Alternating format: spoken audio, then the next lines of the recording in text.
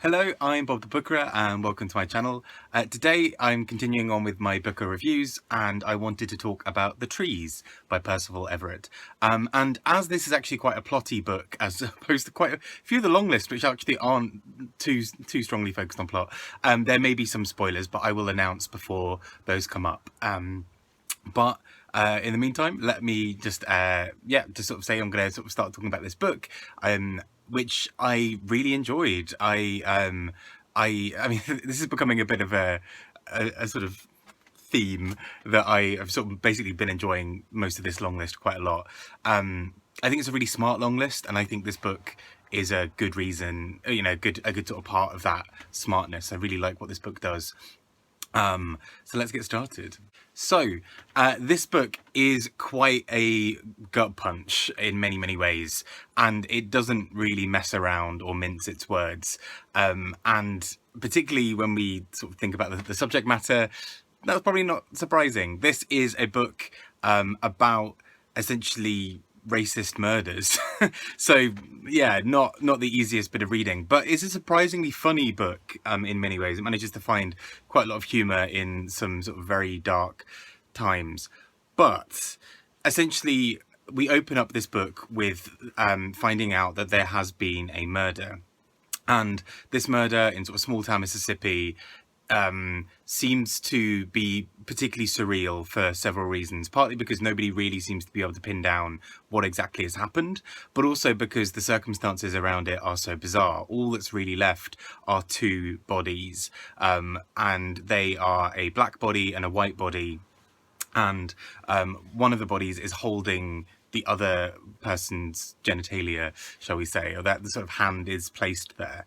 And so there seems to be a sort of particularly strange thing of, immediately millions of questions sort of coming up about not only who are these men, what's happened, was there any kind of relationship between them that we knew of, what's interesting here about some of the dynamics around this. We've got a black man and a white man, and we don't really know some of the other things that have happened. These bodies have been brutally attacked. A lot has happened to these bodies.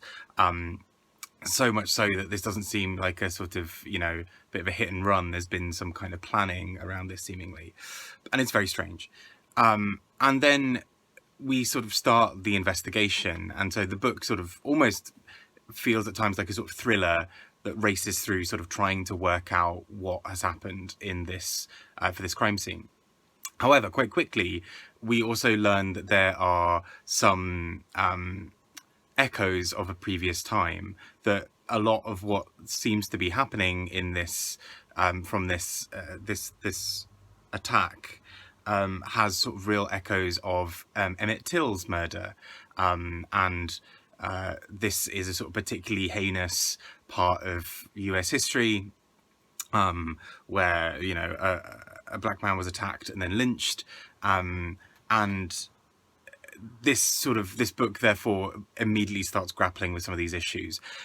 And this is what I think is incredibly bold about this book. I loved that this book goes in and does not pull any punches. It is fully going in straight away at a particularly horrible, grisly part of US history, and it is not sparing anybody with this. It's gonna go the full way.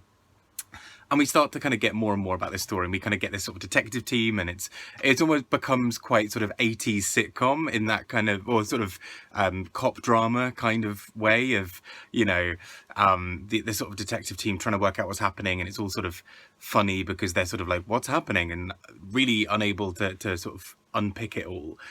And at the same time, we've got this sort of historical echoes going on where we are very aware that there may be something deeper at the heart of this book. What's the relevance of there being such a historical echo? It can't just be an accident. There seems to be something related to that. And as we go further and further into the book, that's exactly what we start to find. And this is when I'm going to start going a bit into spoilers, which I know is really early into this video, but there's a lot about this book that I can't really speak about without going into that. But for people who are about to log off here, just to say, I think this book is well worth checking out. I really loved the writing of this. I thought it was really propulsive, really clever. You always get the sense that the writer, Percival Everett, is very much on top of what's going on here. He sort of is cleverly sort of seeing, he's sort of planned the next 5 steps ahead and is watching and knows that the audience is about to catch up, which I found really engaging. Not necessarily perfect for me. I mean, I think I really enjoyed this overall as a book. Still a good strong 4 stars. I maybe didn't have the same pull with it as I did with some of the other books on the long list, but I still think a brilliant and powerful and clever book that's well worth checking out. And with that said, I'm going to go on to the spoilers now. So with the spoiler curtain having been sort of pulled up here, this book, as I mentioned, starts to talk about the historical echoes of various things. And one of those historical echoes is played out very literally in the sense of we start to learn that the Emmett Till murder plays a bigger role in this than we initially thought. We find out that the murderer, the murder that had happened was part of some kind of retribution, of a sort of a fighting back against sort of people who had sort of done this, and from people who are related or have some kind of historical link through from Emmett Till's murder. And so this is not easy then, because we start to we're not sort of reading the book sort of saying, yeah, like murder or anything like that, but we start to kind of see that there is a justification within some of the characters' minds for why this has all happened.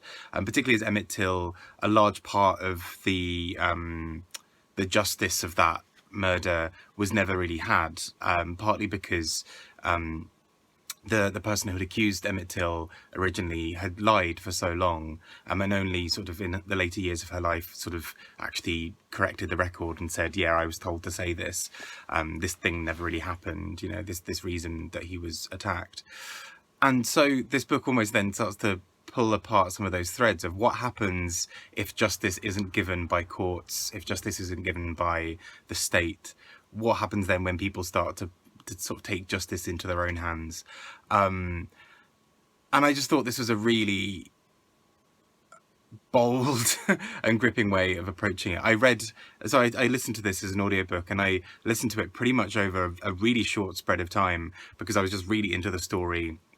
I just really loved how this book captures voices and is sort of so silly and fun while dealing with something so tricky. In fact, I think this book only really works because the difficult subject matter is balanced out with this sort of bombastic cop drama kind of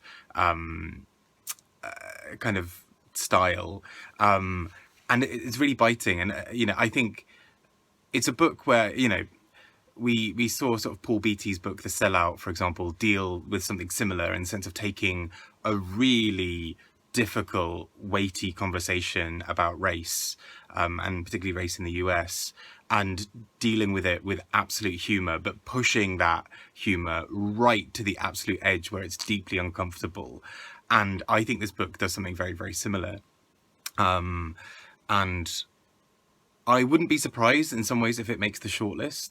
I think it says so much that I think it could well be there. But I guess we will see. An interesting book nonetheless, and I'd really love to hear people's thoughts on it, just because it's such a gutsy and sort of tricky one to kind of unpick, but is really clever as well. Anyway, with that, I will stop there. But I've been Bob Booker, talking about the book A Long List for 2022. Take care and speak to you all soon. Bye-bye.